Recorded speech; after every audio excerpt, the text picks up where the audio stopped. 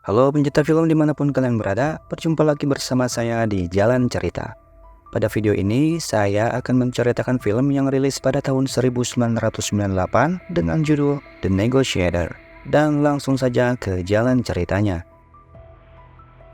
Cerita berawal dari seorang detektif bernama Danny Roman yang sedang melakukan negosiasi dengan seorang tersangka di gedung apartemen tempat tinggalnya. Danny dengan rekan satu timnya yang bernama Nate melakukan komunikasi agar tersangka mau melepaskan Sandra yang masih kecil dan ternyata adalah anaknya sendiri. Tersangka itu bernama Omar. Omar merupakan seorang veteran yang mendapati istrinya berselingkuh dan mengancam akan menembak anaknya jika istrinya tidak datang menemuinya. Danny yang sudah mengetahui latar belakang Omar segera melakukan pendekatan persuasif agar dapat melunakkan hati Omar dan menyelamatkan anak yang disandranya. Di lain tempat, Kapten tim SWAT bernama Adam Beck berbicara kepada Frost yang merupakan inspektur di sana untuk melakukan penerobosan, karena ia menyimpulkan bahwa Omar akan segera membunuh anak yang disandranya itu. Frost pun meminta tim SWAT untuk bersiap menunggu aba-aba darinya. Danny yang mengetahui hal itu segera masuk ke dalam ruangan tempat Omar dan sandranya berada. Danny melakukan hal itu karena ia tahu itu akan membahayakan sandranya. You can get a shot off if we breach. Look, Nick, I can still talk to him. Unit 1, hold position. Di dalam ruangan, Danny kembali bernegosiasi dengan Omar, memeriksa keadaan sekitar ruangan karena takut saja ada sandera lain yang Omar tawan. Ternyata Danny melakukan hal itu untuk mengulur waktu dan melumpuhkan Omar dengan caranya sendiri tanpa harus melukai sandranya. Setibanya di sebuah ruangan, Danny memberikan aba-aba kepada sniper yang sudah bersiaga di seberang bangunan. Setelah mendapatkan posisi yang cocok, sniper yang bernama Palermo pun segera menembakkan senjatanya dan melumpuhkan Omar.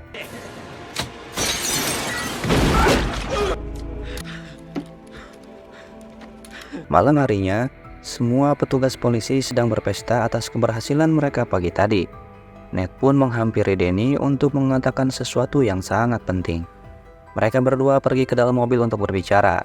Nate mengatakan bahwa ada seseorang dari kepolisian yang mengambil dana pensiun mereka yang ia ketahui dari rekan kerjanya di Distrik 6. Ia juga sudah menyelidiki informasi ini selama 1 minggu untuk mengetahui kebenarannya. He knows who took money from the disability fund. Esok malam ketika sedang bersama istrinya, Danny mendapatkan pesan dari Nate yang memintanya untuk bertemu di suatu tempat. Nate yang sedang menunggu di tempat yang mereka janjikan, tiba-tiba didatangi oleh seseorang yang terlihat mereka saling kenal. Tapi Nate malah dibunuhnya. Ketika Danny tiba, ia terkejut dengan kondisi Nate yang sudah tewas. Dan tiba-tiba polisi pun datang menghampirinya. Police officer down!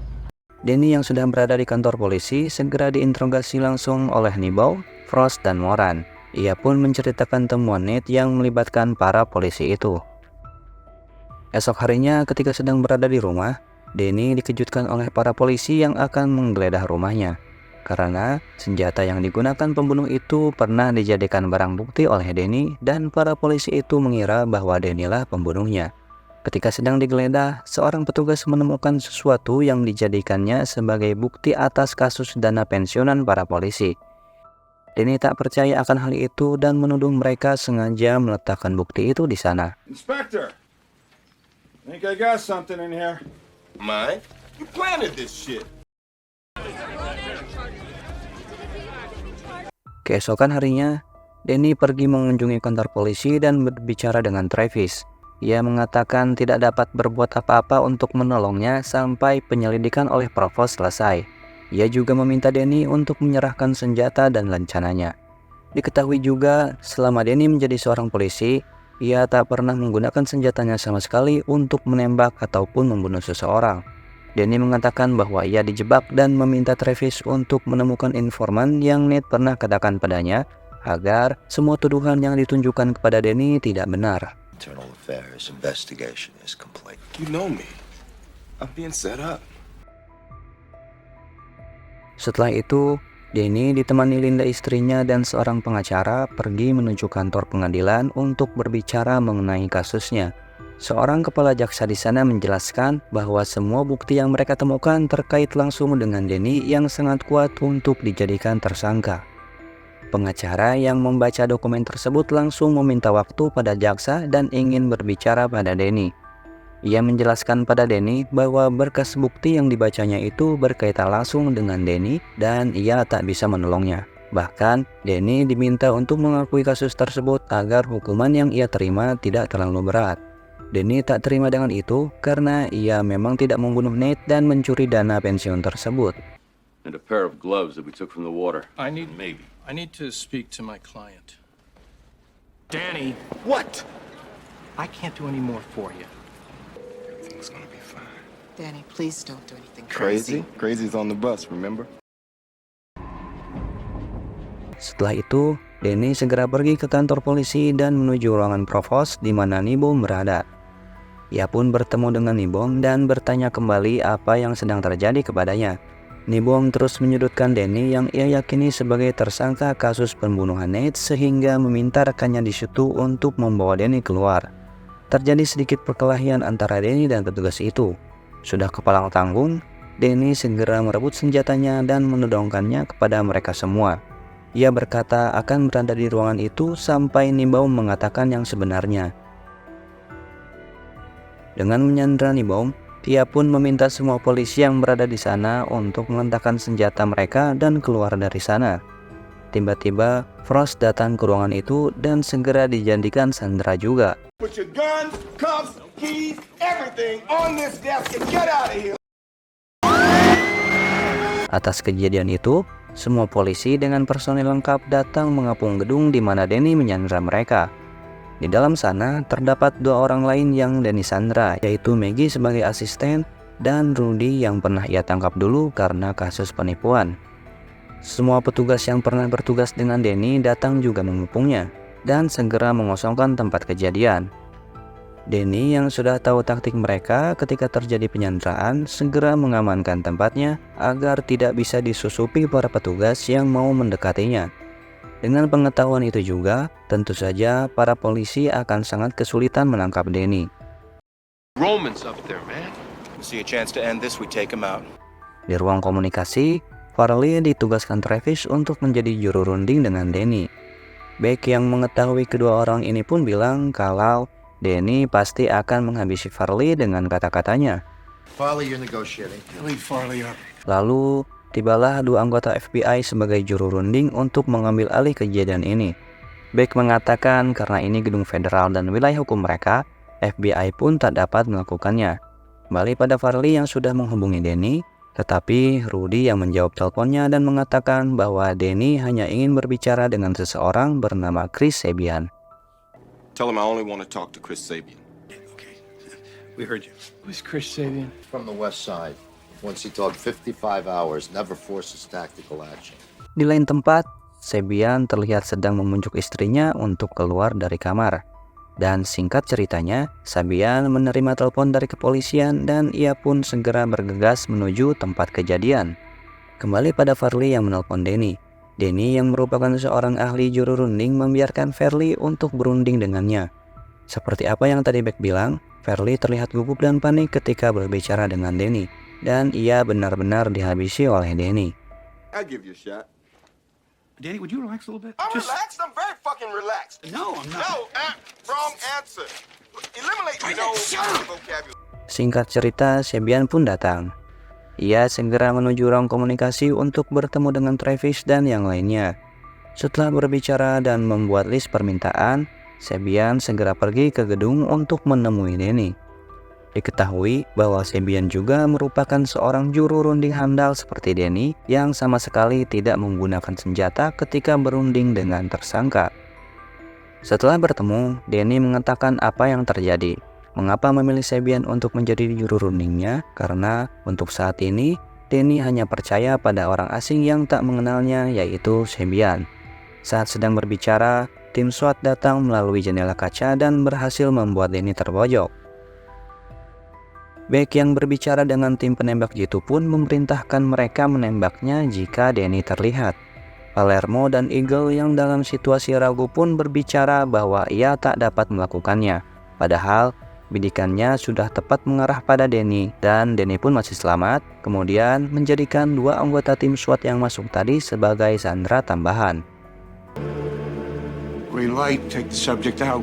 Negative, sir. I cannot take this shot. Come on! Palermo, bring it in. You're relieved. Sembian yang sudah tiba di ruang komunikasi pun marah dengan apa yang terjadi barusan. Ia beranggapan bahwa penyergapan tadi membahayakan dirinya dan mereka yang disandera oleh Danny. Ia juga mengancam akan pergi jika tidak melakukan hal itu dengan caranya. Sembian juga berkata bahwa ia tak ada hubungannya dengan kasus ini dan bisa saja pergi, atau kasus ini bisa diambil alih oleh FBI.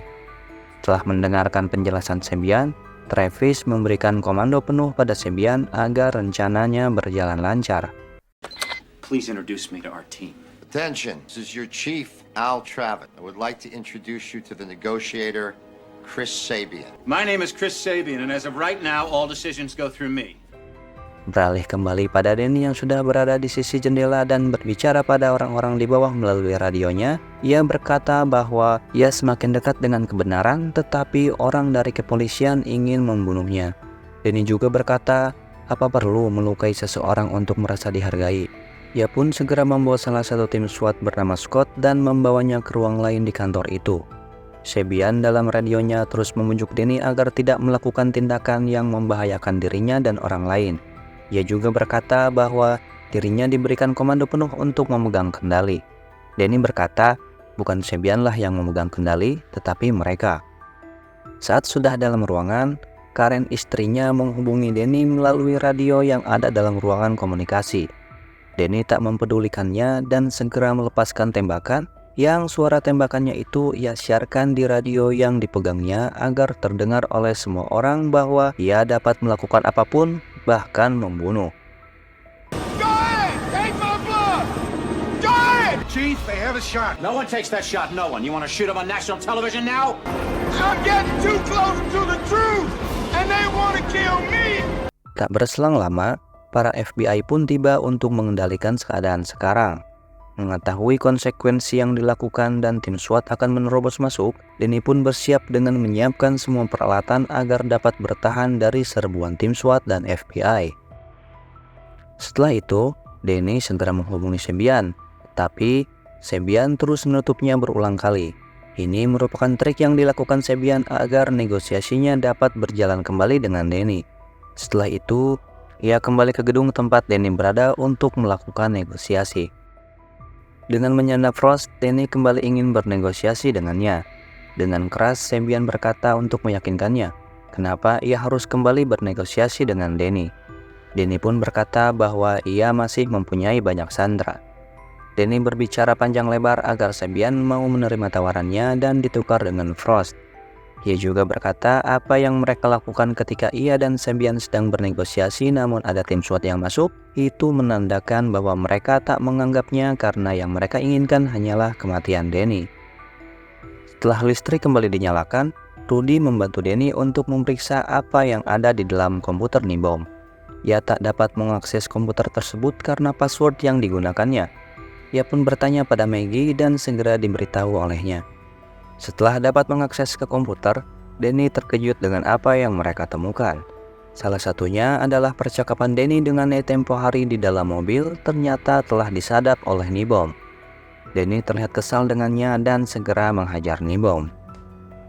Setelah itu, Danny segera menghubungi Sembian untuk menemukan informan Nate agar kasus ini dapat terungkap dengan pembebasan Sandra sebagai gantinya. Setelah itu, Sembian diperkenalkan kepada Hellman. Hellman memberinya saran untuk menyelundupkan orang di atas ventilasi dekat dengan ruangan di mana Danny berada hanya untuk berjaga-jaga. They don't move, not an inch, no matter what Danny does, without my authorization first. Terlihat Sembian sudah kembali dengan seseorang bernama Sersan Kell yang merupakan informan Nate. Sembian segera menghubungi Danny akan keberhasilannya dan memberikan sedikit informasi bahwa kasus ini melibatkan banyak orang. Ia juga menjelaskan kalau Kell sangat ketakutan jika terus menginvestigasi kasus ini, terlebih Nate sudah dibunuh. Setelah itu, Danny segera membawa Nibom ke ruangan lain untuk mengancamnya agar memberitahukan siapa pembunuh Nate. Saat itu juga, Herman, Allen, dan Argento sedang menyusup ke dalam ruangan tempat Danny berada. Dalam keadaan terdesak, akhirnya Nibom memberitahu beberapa orang yang terlibat dengan kasus itu, diantaranya adalah Herman, Allen, dan Argento. Okay! They offered me money to lose the evidence. I did it. Argento, Hellman, Allen. Argento yang sudah berada dalam ventilasi pun segera menembak ke arah ruangan dengan acak. Lalu terjadi tembak-menembak antara Danny dan ketiga orang itu. Danny yang sudah lebih siap pun membalas tembakan mereka. Ia juga melemparkan flashbang untuk menguasai keadaan. Setelah mereka bertiga kehabisan peluru, mereka pun segera pergi meninggalkan ruangan itu. Masih dalam keadaan panik, Danny melihat Nibom yang terluka akibat 3 peluru yang bersarang di badannya dan Nibom tewas seketika. Get somebody up here, Nebom's bitch. Setelah kejadian itu, Sebian yang marah mempertanyakan apa yang terjadi sehingga satu orang tewas ketika ia sedang berada di luar. Ketika sedang berselisih, Gray langsung memotong pembicaraan mereka dan mengambil alih kejadian ini. Sebian tak menyangka bahwa ia dikeliling orang yang ingin membunuh Danny. Ia juga merasa heran dengan keadaan ini dan ingin mengetahui kejadian yang sebenar-benarnya. Gray segera menghubungi Danny dan memberinya waktu 5 menit untuk menyerah atau mereka akan menerobos masuk dan mengejarnya. I can't believe this. I'm just surrounded by a room of people who want to go in there and kill him. Hi, Roman. This is Agent Gray of the FBI. All negotiations are suspended. You have 5 minutes to surrender. Setelah kejadian itu, Sebian bergegas masuk ke dalam gedung untuk menemui Danny. Di dalam ruangan, Danny merasa putus asa dengan usahanya yang gagal karena saksinya mati dan komputer yang jadi barang bukti pun hancur. Maggie dan Rudy yang melihatnya pun menguatkan Danny karena mereka berdua mendengar kejadian yang sesungguhnya dari pengakuan Nibom tadi. Danny yang sangat putus asa pun meminta Maggie untuk bilang kepada istrinya bahwa ia tak dapat menepati janjinya. Mendengar hal itu, Maggie merasa simpati dan memberitahukan Danny bahwa Nibom juga menyimpan bukti rekaman ini di rumahnya karena ia sering melihat Nibom bekerja seperti itu di rumahnya. Sebian pun tiba di ruangan dan meminta Danny untuk menyerah karena ia tak bisa lagi menahan mereka. Danny yang hampir menemukan kebenarannya pun menolaknya. Danny menjelaskan bahwa Nibom sengaja dibunuh dengan bukti tembakan yang mengerah tepat di badannya. Ia juga memperlihatkan pada Sebian bahwa ia tak membunuh Scott yang ia bawa ke ruangan tadi. Ternyata, Danny hanya menggertak mereka agar mereka yakin bahwa Danny sangat serius dengan hal ini. You gave me a way out when you shut the heat off. Now you know there's another way you can help me. Setelah itu, Danny meminta Maggie dan yang lainnya untuk membuka borgol yang mereka gunakan dan segera menuju ruangan di sebelahnya. Danny juga segera memblokade pintu masuk ke dalam ruangan itu dan membakarnya menggunakan flashbang. Gray memerintahkan pasukannya untuk segera menerobos masuk dan menembak Danny di tempat. Para FBI dan tim SWAT pun segera masuk mengamankan tempat itu, mengepungnya dari berbagai arah menggunakan asap dan gas seperti yang Danny katakan tadi.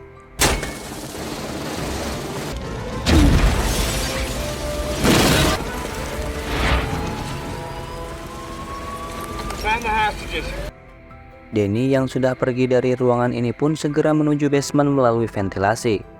Setelah sampai di basement, ia bertemu dengan Sebian dan segera pergi dari tempat itu menuju rumah Nibom untuk membuktikannya. Kemudian, Beck mengambil alih operasi dari para FBI karena mengetahui Danny sudah tidak lagi berada di dalam gedung itu. Setelah para sandera diselamatkan, para polisi pun segera mengamankan mereka dan menggali informasi untuk mengetahui kemana Danny pergi. Maggie ditanyai oleh Travis tentang keberadaan Danny. Maggie yang diancam karena telah membantu tersangka kabur pun tak bisa berbuat apa-apa selain memberitahunya. I don't trust any guys. I'm very disappointed in all of you. You don't tell us that's obstruction of justice. You want to go to jail? He went to Nebom's house. Hellman yang mendengar hal itu pun segera pergi menuju rumah Nibom dengan Allen dan Argento tanpa sepengetahuan polisi lain. Sesampainya di rumah Nibom, Danny segera memeriksa berkas yang ada di komputernya. Beck yang sudah mendapatkan informasi keberadaan Danny pun segera memerintahkan semua pasukannya untuk menuju rumah Nibom. Danny masih saja belum menemukan berkas-berkas yang bisa dijadikan bukti keterlibatan polisi dalam penggelapan dana pensiun mereka. Ketika sedang memeriksa, Danny mendengar suara mobil yang mendekat. Ternyata mereka sudah sampai di sana. Danny pun segera meminta radio yang Sebian pegang. Mereka bertiga pun masuk dengan senjata lengkapnya dan Hellman memerintahkan Danny untuk keluar dari sana. Percakapan pun terjadi antara Danny dan Hellman. Sebian juga sudah bersiaga dengan hal buruk yang mungkin akan terjadi kepada Danny. Tiba-tiba, Danny dikejutkan dengan kedatangan Frost di rumah itu. Ternyata, dalang dari semua kejadian ini adalah Frost. Frost? Yeah, Danny, it's me. Hellman, Allen, dan Argento pun keluar dari rumah ini dan menuju sisi lain untuk menembak Danny. Sebian yang menyadari hal itu segera membawa Danny untuk berbicara dengan Frost.